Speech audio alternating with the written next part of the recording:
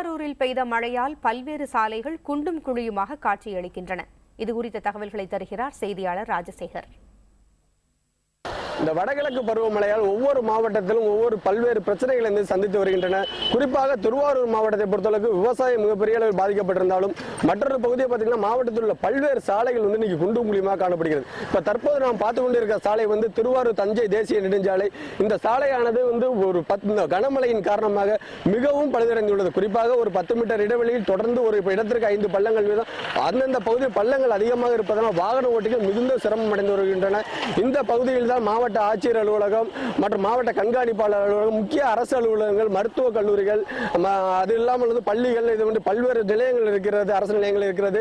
இதற்கு செல்லும் பொதுமக்கள் மிகுந்த சிரமத்திற்கு ஆளாகி வருகின்றனர். இப்ப நேரடியாகவே இந்த காட்சி நீங்கள் பார்த்து வருகிறீர்கள். இந்த காட்சியில் பார்க்கும் பொழுது ஒவ்வொருவரும் ஒவ்வொரு பள்ளத்தில் விழுந்து வரும்பொழுது பல்வேறு விபத்துகள் ஏற்படுமோ என்ற அச்சத்திலே சென்று வருகின்றனர்.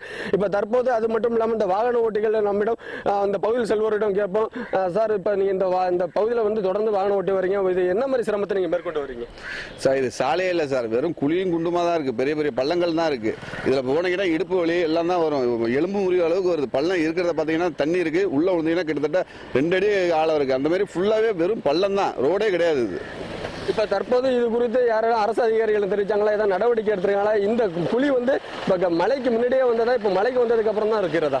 இல்ல சார், இது முன்னில இருந்தே இருக்கு சார். இது ஆரம்பத்திலே இருந்துச்சு. இப்ப அந்த மழைக்கு அப்புறம் பாத்தீங்கன்னா மிக மோசமா போயிட்டு, இது வண்டியே ஓட்ட முடியாது, அந்த அளவுக்கு மோசமா இருக்கு. அங்கங்க மறியெல்லாம் பண்றாங்க. அரசு அதிகாரி உடனடியாக நான் சீர் பண்ணி தரேன் அப்படிங்கிறாங்க. ஆனா அதுக்கான நடவடிக்கை எடுக்க மாட்டேங்கிறாங்க. இப்போ தற்போது நம்ம இங்கே உள்ள வாகன ஓட்டியிடம் கேட்டது போல் பார்த்தீங்கன்னா அரசு அதிகாரிகள் பலமுறை தெரிவித்தும் ஏற்கனவே இந்த மழை, குறிப்பாக மழைக்கு முன்னாடி இருந்த நிலையை விட இப்போ தற்போது மழைக்கு அப்புறம் அதிக அளவில் பள்ளங்கள் இருப்பதாகவும் இப்போ உடனடியாக அரசு அதிகாரிகள் செய்து தருவதாக தெரிவிக்கிறாங்க. ஆனால் எந்த நடவடிக்கையும் எடுக்கவில்லை என பொதுமக்கள் குற்றம் சாட்டுறாங்க.